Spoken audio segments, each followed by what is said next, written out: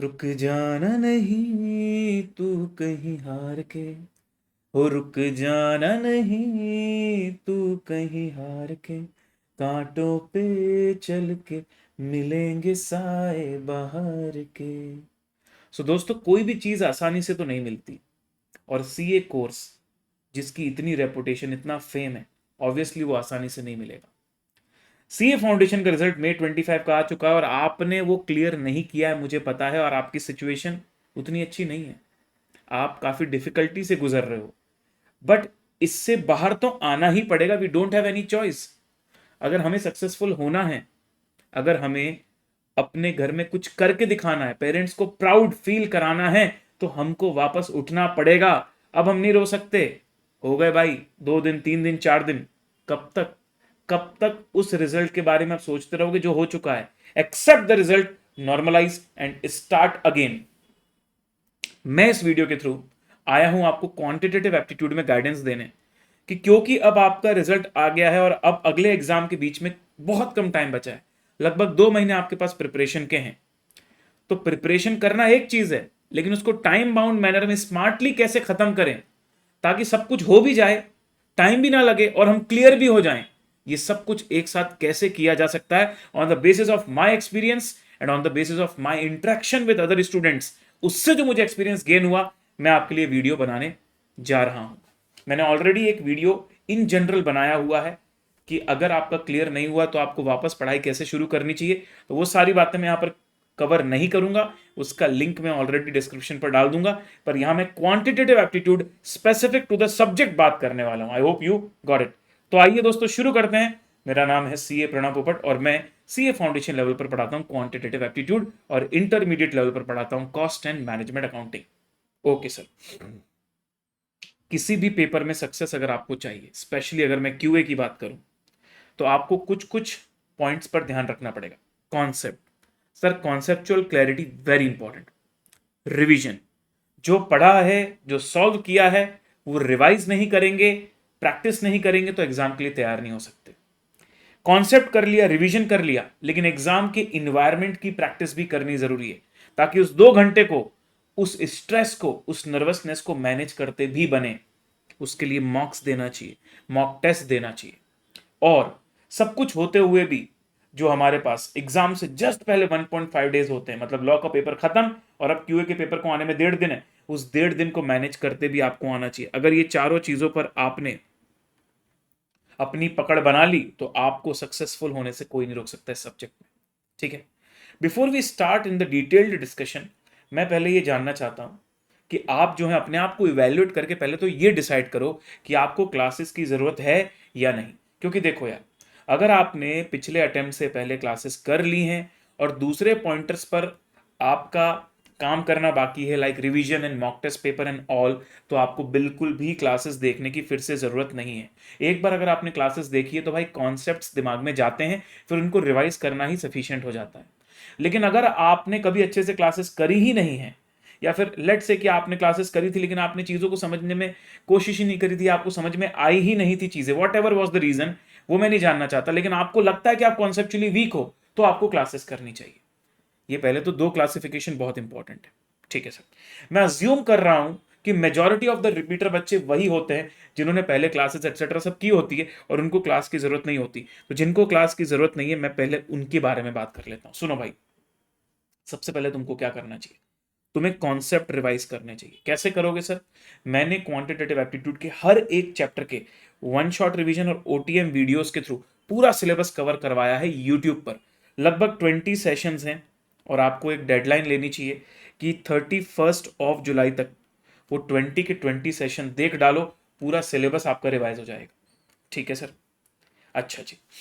लेकिन अगर आप उस कैटेगरी में है जिनको लगता है कि सर हमें क्लासेस की जरूरत है, सर हमको कॉन्सेप्चुअल नॉलेज नहीं है, हम 2-3 घंटे का वीडियो देखकर बड़े बड़े चैप्टर्स को कवर नहीं कर पाएंगे, सर हमको थोड़ा मेहनत ज्यादा करने की जरूरत है, तो मैं आपको बोलूंगा बच्चों, आपको एग्जाम ओरिएंटेड बैच ज्वाइन करना चाहिए। मेरा क्वांटिटेटिव एप्टीट्यूड का एग्जाम ओरिएंटेड जो बैच है, उसमें लगभग 50 लेक्चर्स हैं, और अब आपको आने वाले दिनों में डेली 2 क्लासेस देखनी है मिनिमम। किसी दिन आपके पास टाइम अवेलेबल है तो आपको 3-3 क्लासेस भी देखनी चाहिए, बट ट्राई टू टारगेट कि 31 जुलाई तक आप इस बैच को खत्म कर दो। और ये जो मैं डेडलाइंस दे रहा हूं ये बहुत स्ट्रिक्ट डेडलाइंस है। आप अगर इस कैटेगरी में हो 31 जुलाई तक मान लो 20 में से 18 सेशन कर पाए हो, कोई बात नहीं, बाकी दो छोड़ दो। आपने बैच ली है, आप 50 में से 47 लेक्चर कर पाए हो, आखिरी की 3 लेक्चर छोड़ दो। लेकिन 31 जुलाई मतलब 31 जुलाई, कम से कम 80 से 90% पोर्शन दोनों ही कैटेगरी वाले को 31 जुलाई तक खत्म करना है, चाहे आप क्लासेस वाली कैटेगरी में हो या विदाउट क्लासेस वाली कैटेगरी में हो। समझ गए मेरी बात को एवरीवन? ऑब्वियसली जिनको क्लासेस की जरूरत है उनको थोड़ा ज्यादा टाइम देना पड़ेगा रिलेटिवली, क्योंकि 2-2 घंटे की 2 क्लासेस होंगी, 4 घंटे तो क्लासेस में ही देना पड़ेगा, और जो क्लासेस में करवाया है उसको 15-20 मिनट में रिवाइज भी करना होगा, मतलब 4.5 घंटे के आसपास लगभग तो आपके उसी में जाने वाले हैं। पर ये मेहनत आपको जबरदस्ती स्ट्रेच नहीं करनी है। 31 जुलाई मतलब 31 जुलाई, वरना तो आप यार क्लासेस करने बैठोगे करते रह जाओगे सितंबर तक, ऐसा नहीं। एक डेडलाइन लो, उस कट ऑफ तक करना है। अगर उस समय तक 80% भी होता है तो बस वहीं रुक जाओ, 90% होता है वहीं रुक जाओ, इट्स ओके। 80% 90% सिलेबस भी आपको पास कराने के लिए सफिशिएंट है, लेकिन जितना ज्यादा करके जाओगे उतने चांसेस बढ़ जाएंगे, इसलिए पहले से ही मत सोचो कि मैं छोड़ दूंगा। ठीक है, 31 जुलाई तक आप दोनों में से जिस भी कैटेगरी में आ रहे हो, आप आपने अपनी चीज कंप्लीट करी, या तो एग्जाम ओरिएंटेड बैच या तो मेरे पूरे वन शॉट रिविजन। उसके बाद यहां से शुरू होता है सेकंड रिवीजन। सेकंड रिवीजन में हमारी प्लानिंग ऐसी होनी चाहिए कि आपको चैप्टर्स सेल्फ रिवाइज करने हैं, आप सेल्फ रिवाइज करो, और मैं आपको एक पूरा शेड्यूलर दे दूंगा कि आपको आज ये चैप्टर रिवाइज करके आना है। जब आप सेल्फ रिवाइज कर रहे हो तो जो आपने पहले पढ़ा हुआ उसी चीज को एक बार खुद से रिवाइज करो, वीडियो देख कर नहीं, खुद से सेल्फ। ठीक है, उसके अगले दिन उसी चैप्टर के मैं आपको इंपॉर्टेंट एमसीक्यूज कराने वाला हूं। तो मैं एक फोकस बैच लेकर आऊंगा अगस्त के महीने में। 31 जुलाई तक आपने ये चीजें खत्म करी, अगस्त में मैं आपके लिए फोकस बैच लेकर आऊंगा। उस फोकस बैच के अंदर आपको इंपॉर्टेंट एमसीक्यू करवाऊंगा। वो इंपॉर्टेंट एमसीक्यू वो सेम नहीं रहेंगे जो वन शॉट रिवीजन या क्लासेस में है, उसके अलावा एक्स्ट्रा वाले एमसीक्यूज रहेंगे जो मुझे लगता है कि सितंबर 25 अटेम्प्ट के लिए रेलेवेंट है, ज्यादा इंपॉर्टेंस रखते हैं, वो मैं जानता हूं कि मुझे कौन से करवाने। तो उसे भी हम टाइम बाउंड मैनर में करेंगे।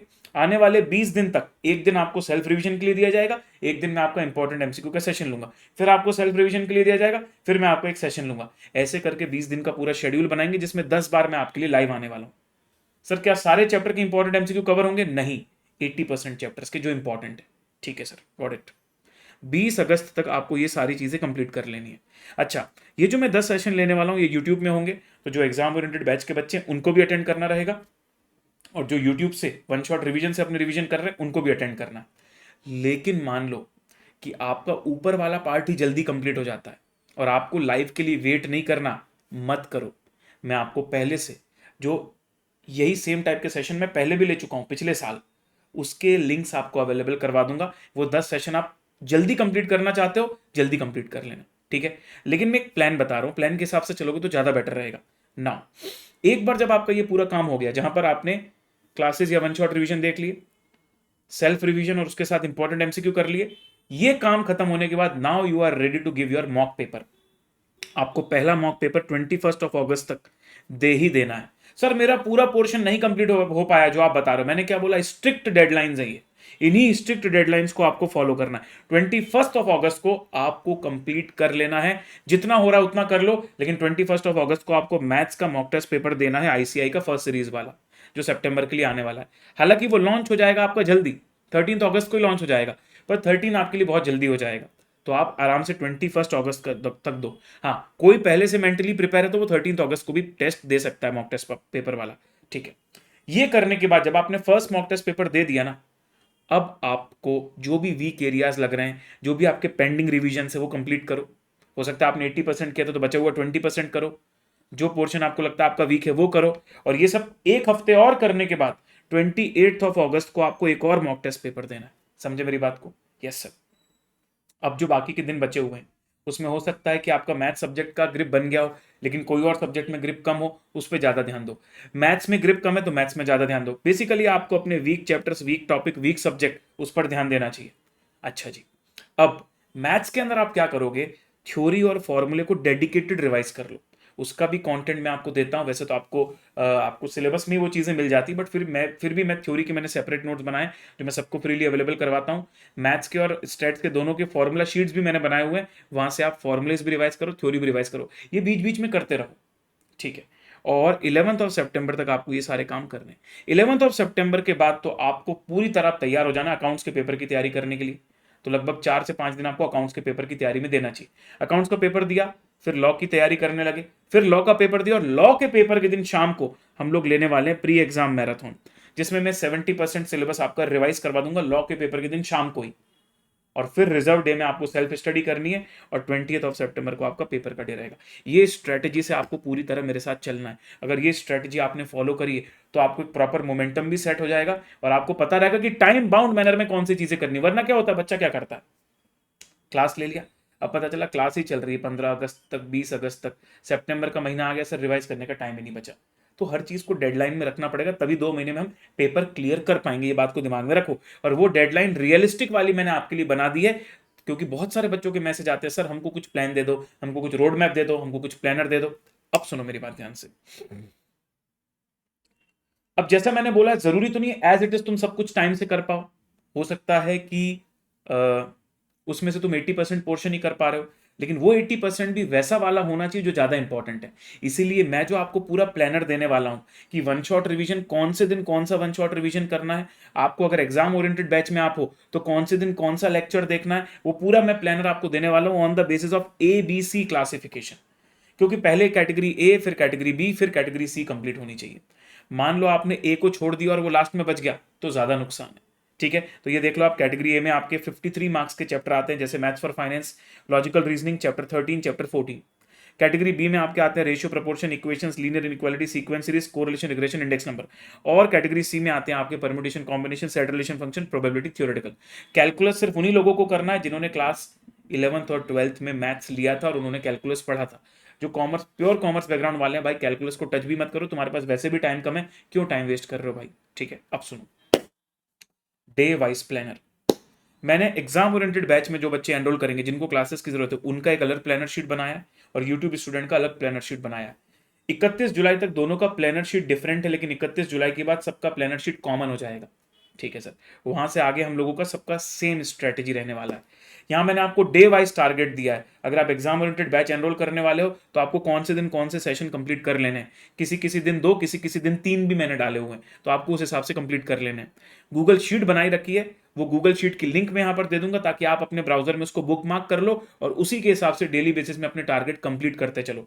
जो यूट्यूब के स्टूडेंट है उनको वन शॉट का टारगेट दिया है कि कौन से दिन कौन सा वन शॉट सेशन करना है, और उसकी लिंक भी बाजू में डाल दी है, ताकि आपको कहीं भटकना ही ना पड़े। इसके अलावा एक्स्ट्रा चीजें मैं बता दूं, जो भी लेटेस्ट एमटीपी, जैसे MTP 1 आएगा, MTP 2 आएगा, RTP आएगा, सब कुछ मैं यूट्यूब में डालूंगा। रिलीज होने के 1-2 दिन के अंदर उसका वीडियो बना के डाल दूंगा। इसके अलावा एग्जाम के दौरान प्री एग्जाम मैराथन भी लूंगा, जो मैंने ऊपर भी आपको प्लानर शीट में बताया था।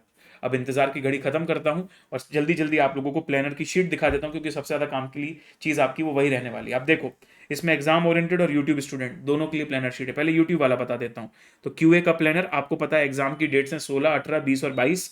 Mock test paper 1 ICAI release करेगा 13 अगस्त को, मॉक टेस्ट पेपर 2 रिलीज करेगा 28 अगस्त को। अब यहां पर हमारी प्लानिंग में देखो आप, 10 जुलाई से, मैं ये वीडियो 9 जुलाई को डाल रहा हूँ, 10 जुलाई से मैंने प्लानिंग डाल दी। अब कोई बच्चा अगर इस वीडियो को लेट देखता है तो डोंट वरी बेटा, मैंने बफर डेज भी रखे हुए हैं, अकॉर्डिंगली आप मैनेज कर सकते हो, और लास्ट में थोड़ा बहुत छूट भी जाता तो इट्स ओके। अब सुनो, चैप्टर जैसे मैंने लिखा मैथ्स फॉर फाइनेंस का वन शॉट, तो उसकी वीडियो की लिंक यहीं डाल दी। इसको क्लिक करोगे सीधे वो वीडियो ओपन हो जाएगा तुम्हारा, ओपन लिंक। उसका PDF का लिंक भी यहां डाल दिया और ड्यूरेशन लिख दिया, ताकि तुमको पता रहे कि तुमको आज ये सेशन देखना है तो 3 घंटे का सेशन है। अगर तुम 1.5x में भी देख रहे हो तो भी तुमको 2 घंटे तो लगेंगे। सो वॉट एवर तुम अपनी प्लानिंग कर पाओ, इसलिए मैंने ड्यूरेशन भी यहां पर डाल दिया। ऐसे करके 10 जुलाई, 11 जुलाई, 12 जुलाई, मैंने जिस सीक्वेंस में तुमको वन शॉट करने को बोला है उसी सीक्वेंस में कंप्लीट करो। ये प्लेज कर लो कि ये जो पूरा शेड्यूल दिया हुआ है एज इट इज सर मैं फॉलो करूंगा। ठीक है, इस तरीके से 31 ऑफ जुलाई तक, लगभग 28 जुलाई तक तुम कैलकुलस को मिला के रिवीजन कर सकते हो सारी चीजों का। ठीक है, फिर मैंने 2 दिन का बफर डे रखा, क्योंकि हो सकता है कि भाई जैसा हमने प्लान किया एज इट इज वैसा ना हो, तो थोड़ा सा बफर आपके लिए मैंने रख दिया है। 31 ऑफ जुलाई को आप चैप्टर 13 रिवाइज करोगे। 1 ऑफ अगस्त को मैं चैप्टर 13 की इंपॉर्टेंट MCQ लेने वाला हूं। 2 ऑफ अगस्त को आप मैथ्स फॉर फाइनेंस रिवाइज करोगे। 3 ऑफ अगस्त को मैं मैथ्स फॉर फाइनेंस की इंपॉर्टेंट MCQ लेने वाला हूं। 4th ऑफ अगस्त को आप चैप्टर 14 खुद से रिवाइज करोगे, और उसके अगले दिन मैं उसकी इंपॉर्टेंट MCQ। तो एक में आपने पूरा सेल्फ किया 31 जुलाई तक, फिर ऑल्टरनेट डेज में आप सेल्फ रिवाइज कर रहे हो, फिर हम लोग साथ मिलकर इंपॉर्टेंट एमसीक्यू, फिर आप सेल्फ रिवाइज कर रहे हो, फिर हम साथ मिलकर इंपॉर्टेंट, क्योंकि देखो एमसीक्यू कंपाइलर बुक मेरी है, पर तुम्हारे पास उतना टाइम नहीं कि उस पूरी बुक को कर पाओ, पर उसमें से कौन कौन से सिलेक्टेड क्वेश्चन हैं जो एकदम टाइम बाउंड मैनर में तुमको जो मैं करवा रहा हूं, कम से कम वो तो कर सकते हो। सर बिल्कुल कर सकते हैं, क्योंकि वो मुझे पता है एग्जाम के पॉइंट ऑफ व्यू से इंपॉर्टेंट है। ठीक है जी, ऐसे हमारा पूरा 20 दिन का सेशन चलेगा और 20 अगस्त को हम लोग ये सब कंप्लीट कर लेंगे। उसमें भी मैंने एक दिन का बफर डे रखा है और 21 अगस्त को आपको पहला मॉक टेस्ट पेपर देना है। फिर आप थर्ड रिवीजन करोगे, जो मैंने आपको बोला 1 हफ्ते का रिवीजन, और थर्ड रिवीजन करने के बाद आप मॉक टेस्ट पेपर 2 दोगे, तो आपके 3 रिवीजन भी हो गए, 2 मॉक टेस्ट पेपर भी हो गए। फिर आपकी 29 अगस्त से लेकर आगे तक आपके ऊपर डिपेंड करता है। अगर आपको क्यूए में ग्रिप बन चुकी है तो आप दूसरे सब्जेक्ट को पढ़ना, और नहीं बनी है तो थोड़ा थोड़ा क्यूए पढ़ते रहना। और उसके बाद आप देखो यहाँ पर 12 सितंबर से आपको अकाउंट्स की प्रिपरेशन में लग जाना है। 4 दिन आपको डेडिकेटेड अकाउंट्स की प्रिपरेशन में देना चाहिए। अकाउंट्स का एग्जाम होगा 16 को, 17 सितंबर को लॉ का प्रिपरेशन डे और 18 सितंबर को लॉ का एग्जाम, और शाम को मैं क्यूए की मैराथन लेने वाला हूं। 19 सितंबर आपका क्यूए का रिजर्व डे या सेल्फ स्टडी डे है, और 20 सितंबर को क्यूए का एग्जाम आपका होने वाला है। इस तरीके से पूरा क्यूए का पेपर तक का प्लानिंग मैंने आपके लिए बना दिया है। अब मेरी बात ध्यान से सुनना भाई, ये हो गई आपकी बात यूट्यूब स्टूडेंट की। अब जो एग्जाम ओरिएंटेड वाले हैं, ये देखो बेटा, आप एग्जाम ओरिएंटेड बैच जब एनरोलमेंट करोगे, मैंने बैच को एनरोल करने की जो लिंक होती है वो भी डिस्क्रिप्शन पर डाल दी है। वहां उसको क्लिक करना, वेबसाइट ओपन हो जाएगी, वो प्रोडक्ट ओपन हो जाएगा, वहां से परचेस कर लेना। कोई दिक्कत हो, काउंसलर का नंबर दिख रहा होगा, उसको फोन करके व्हाट्सअप करके भी हेल्प ले सकते हो। वैसे कोई ऐसी दिक्कत नहीं आती है। ठीक है, अब सुनो, उस बैच में मैंने कितने कितने लेक्चर करवाए, जैसे मैंने बोला 50 लेक्चर करवाए हैं। तो कौन से दिन आपको कौन से लेक्चर देखने, जैसे 10 जुलाई को आपको 2 लेक्चर देखने, फिर 11 जुलाई को 2 लेक्चर देखने, उसमें कौन कौन सा चैप्टर कवर हो रहा है वो सब यहाँ पर लिखा हुआ है। और लगभग सारे सेशन आपके यहाँ पर 2-2 घंटे के हैं। तो आपको लगभग लगभग 4 दिन की डेली क्लासेस करनी पड़ेंगी एग्जाम ओरिएंटेड बैच में, तब जाके आप 31 जुलाई तक उसको पूरा कंप्लीट कर पाओगे। और फिर 31 जुलाई को आप वापस, जैसे मैंने बाकी यूट्यूब स्टूडेंट को बोला, आप भी उसी प्लानर का पार्ट बन जाओगे, और आप भी फिर ऑल्टरनेट डे में एक दिन सेल्फ रिवीजन और एक दिन इंपॉर्टेंट एमसीक्यू, फिर सेल्फ रिवीजन, फिर इंपॉर्टेंट एमसीक्यू, फिर सेल्फ रिवीजन, फिर इंपॉर्टेंट एमसीक्यू, ऐसा आप काम करोगे। सेल्फ रिवीजन में अगर आप चाहो तो वन शॉट आप भी देख सकते हो, पर क्योंकि आपकी रिसेंट क्लास हुई होगी तो आपको वन शॉट देखने की जरूरत ही नहीं पड़ेगी। वन शॉट वो बच्चों को जरूरत पड़ती है जिनको रिकॉल करना होता है, जिन्होंने पहले क्लासेस करी है। ठीक है जी, और बाकी आगे का पूरा शेड्यूल एज इट इज है। और जैसा दोस्तों मैंने आपको बोला, अगर आप में से कोई ऐसा बच्चा है जो चीज़ों को जल्दी कंप्लीट कर ले रहा है, हमारे प्लानर से भी पहले कर ले रहा है, तो ये जो मैंने इंपॉर्टेंट एमसीक्यू के सेशन इस बार लाइव प्लान किए है ना, वो पहले भी मैं लाइव ले चुका हूं, तो उनके लिंक्स मैंने यहां पर डाल दिए। तो आप जल्दी कंप्लीट करना चाहो तो कर लेना, पर अगर कोई मेरे साथ ही चल रहा है तो लाइव चाहो तो लाइव में भी आ सकते हो। क्योंकि देखो यार, समय कम है, आपको किसी के लिए रुकने की जरूरत नहीं है, मेरे लिए भी रुकने की जरूरत नहीं है। आप जितनी जल्दी चीज़ों को निपटाओगे उतना ज़्यादा रिवीजन का टाइम मिलेगा, उतने अच्छे नंबर आपके आने वाले। तो बाकी की पूरी प्लानिंग एज इट इज़ है। आई होप आपको मेरी बात समझ में आई और आपको फ़ायदा इससे ज़रूर होने वाला है। और जैसा कि मैंने बोला, अगर आप एग्जाम ओरिएंटेड बैच जो है हमारा वो एनरोल करना चाहते हैं, तो मैंने वीडियो के डिस्क्रिप्शन में आपके लिए प्रोडक्ट की लिंक डाल दी है। साथ ही साथ आप लोगों को हमारी वेबसाइट पर नंबर भी दिख जाएगा, वहाँ पर आप काउंसलर से डायरेक्टली बात करके भी बैचेस को बाय कर सकते हो। और मैं फिर से बता दूं आपको, अगर आपने पहले क्लासेस कर ली और आपको चीज़ें समझ आती हैं, बस आपकी प्लानिंग प्रॉपर नहीं हो रही थी, तो फिर से आपको क्लास देखने की जरूरत नहीं है। फिर से अगर कॉन्सेप्ट आपके क्लियर हैं तो you don't need to see the class. Sir मेरे सर 60-70% कॉन्सेप्ट क्लियर है, 30% नहीं है, तो भी जरूरत नहीं है भाई, तो भी वन शॉट से चला लो। हाँ, अगर तुम्हारा ऐसा है कि सर ऑलमोस्ट कॉन्सेप्ट क्लियर नहीं है, थोड़े बहुत ही क्लियर है, तो फिर क्लास देख ले। ठीक है बच्चों, तो ये था क्यूए का पूरा प्लानिंग आने वाले कुछ दिनों का। भाई सितंबर में जी जान लगा दो यार। देखो यार, फेलियर रिजल्ट किसी को भी अच्छा नहीं लगता, और एक ही चीज है जो इस दुख को पूरी तरह खत्म कर सकती है, वो है पास वाला रिजल्ट। बाकी आप अपने आप को कितना भी मना लो कि हाँ ठीक है ये हुआ वो हुआ, जिस दिन सक्सेसफुल देखेंगे मार्कशीट में, उस दिन ये जो अनसक्सेसफुल देखा था इसका पेन हट जाएगा। इसके अलावा और कोई तरीका नहीं है भाई। तो प्लीज सीरियस हो जाओ, सिर्फ 2 महीने की बात है। वो 2 महीने के बाद तुमको पूरा गैप मिलेगा, जो एंजॉय करना है कर लेना, पर ये 2 महीने के लिए सिर्फ पढ़ाई पर फोकस करो और केवल आधे से 1 घंटे अपनी मेंटल और फिजिकल फिटनेस के लिए निकालो। हेल्दी रहना भी उतना ही इंपॉर्टेंट है। बट फालतू की चीज़ें, फ़ोन का डिस्ट्रैक्शन, दोस्तों के साथ यहाँ वहाँ घूमना फिरना 2 महीने के लिए रोक दो यार। फिर तो अपने पास पूरा जीवन रखा हुआ है। एक बार वापस फ्लो बन जाएगा, तुम्हारा पॉजिटिव रिजल्ट देख लोगे, कॉन्फिडेंस भी वापस से अप हो जाएगा मेरे भाई। ठीक है, ऑल द बेस्ट दोस्तों, मैं तुम्हारे साथ ही हूँ और बिल्कुल भी तुम्हें रुकने की जरूरत नहीं है। कोई और डाउट अगर तुम्हारे मन में है तो यहाँ पर जो तुमको ये वीडियो है इसके कॉमेंट बॉक्स में तुम रिप्लाई कर सकते हो। All the best guys, see you.